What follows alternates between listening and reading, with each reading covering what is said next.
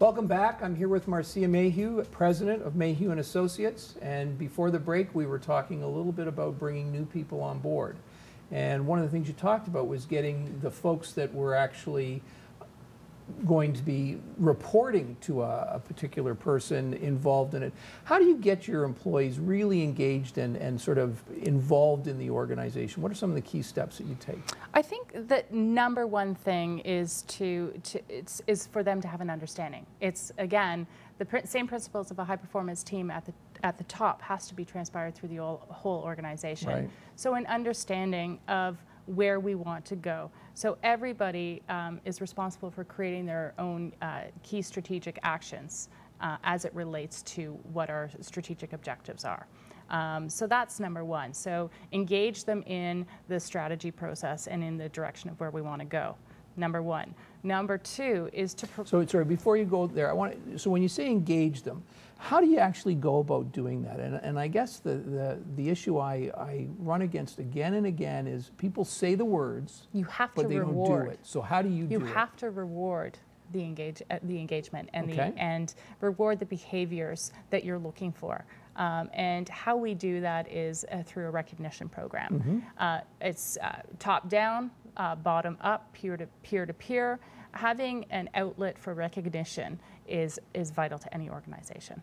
And in fact, we know that a good recognition program makes up for a whole lot of things because people leave their boss as opposed to their company. Exactly. You know, they say that, yes, pay is very important to everybody, you know. However, and understanding the demographics that's in the workforce right now, what people are looking for is recognition, choice, and an ability to grow. So it's not only about that salary that you're providing, that benefits package. It's about, you know, am I getting recognized for the skills that I bring and for the behaviors that I bring to this organization? I see the difference between engagement and satisfaction. Their satisfaction is, do I get enough money? Does the benefit plan work? Is it close enough to where I live so that my commute is not bad, et cetera, et cetera. Like very fundamental things. Yeah. But to get people to the next level where they start to really think about what they can offer of value to the organization, that's really where it comes into engagement. I think that's where recognition, in my mind, is probably the most powerful tool in a leader's toolkit. Absolutely. And it can be as simple as, you know, walking the four corners, which I think, you know, is very much overlooked by most leadership teams still today, is walking the four corners of the building. It's like the open door policy, and, you know, the old open door policy is you can come and talk to me anytime you want, I'm here to listen. And the truth of the matter is the open door policy means you need to get out of your office and go through the door and start walking around. You know, a habit, parking at the very back of the building, walking through the warehouse, making sure that you say hello and recognize everything that is going on throughout your company is very important. So walking the four corners, making yourself available to people, going out, for myself, going out to installs, so throwing on my steel toes and trying to learn what everybody deals with out there and when serving our clients. That's number one from an engagement standpoint. So recognition, pat on the back, or formalized program like we do with Mayhew Rewards, and making sure that people know how they will be recognized. So right when they come in, at the very beginning, we have a jump start, which is our onboarding process, and they understand, and it's mapped out to them, you know, how they will get performance, how their performance appraisal, or what we call open exchange, how that would be linked to increasing their role within the company, but also what we look at, the basic behaviors that we recognize is explained to everybody at the very beginning. Now those basic behaviors, how closely aligned are they with the values of the organization? They're exactly aligned with the values. And so there's crystal clarity, this is the value, this is the expected behavior, this is how you'll be recognized. Exactly. So that clarity of expectations starts right from day one. Right from day one, and usually the employees that start with Mayhew, they get this Jumpstart package absolutely before they walk through our door. So when an offer is made, they will receive a Jumpstart package. And of course, since they've been through the long interview process, you've pretty much figured. It should not be new to them. Right. So, Right. so that's one thing that really promotes engagement. Another thing is space. It sounds so simple, but space promotes engagement because having that ability to collaborate, that ability to choose how you're going to work has a huge impact on engagement. It helps with attraction and retention.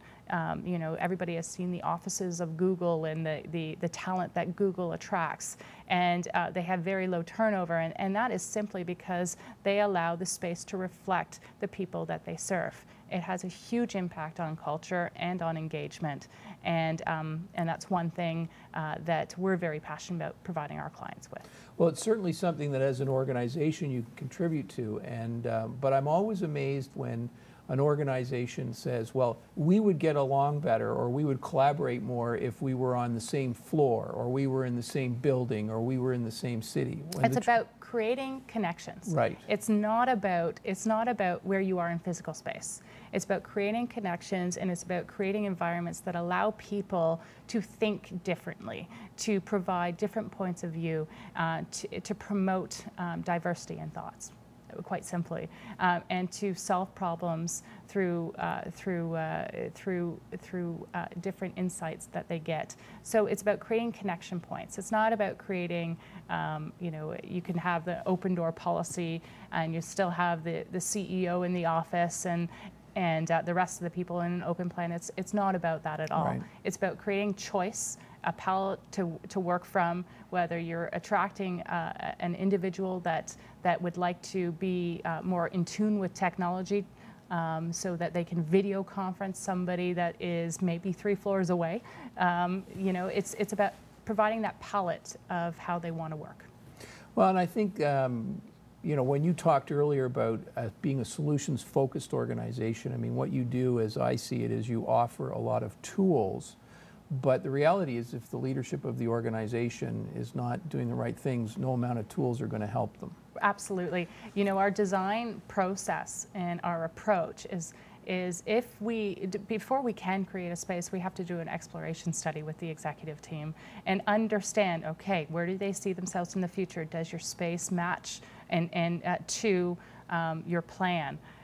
Quite simply understanding the criteria, and then we take that to the end users of that space, and if there is a disconnect, we can't design the space that's going to be functional and get the performance that you want. Again, that space is key to building organizational culture. Right, right. So let's go back a little bit to the recognition program. Tell us a little bit more. We've already covered the fact that the program is very well aligned with the values, but how do you implement that program?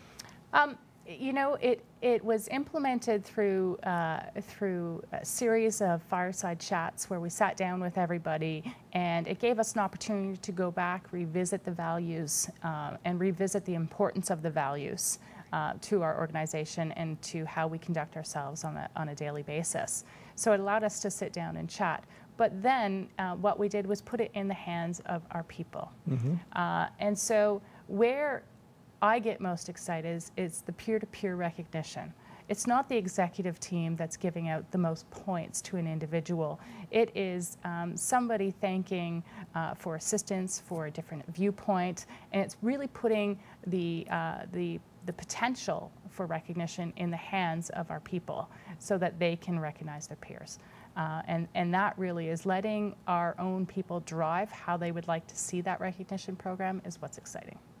So I worked with a client once, and we talked about exactly those kinds of things, and it was interesting. One of their first concerns is that, and this didn't come from the executive, it came from the folks on the front lines, that people would abuse it, that they would sort of always be recognizing their friends, and it wouldn't really be deserved. What's your experience in that? We haven't seen that at all. I think that's a normal fear, that you're worried that, you know, everybody has their pets.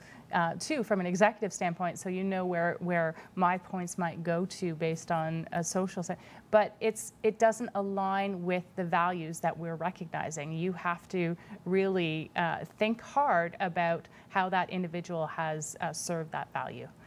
So we've avoided it because you're able to really classify it based on our value system. Well, my answer to the client was that that wasn't their root problem. Right. The root problem was they needed to deal with people who sort of took that approach to the organization. Yeah. And that led to what became those very difficult conversations, because there were people in that organization that frankly didn't align with the values of the organization. Right. Now, recognizing that that's probably less likely to happen in your organization, how do you think you would deal with that? I think that the key thing is having very solid what we call open exchanges. Our performance expectations, our behavioral expectations based on our values, and in highlighting that throughout the whole open exchange process, and it's documented.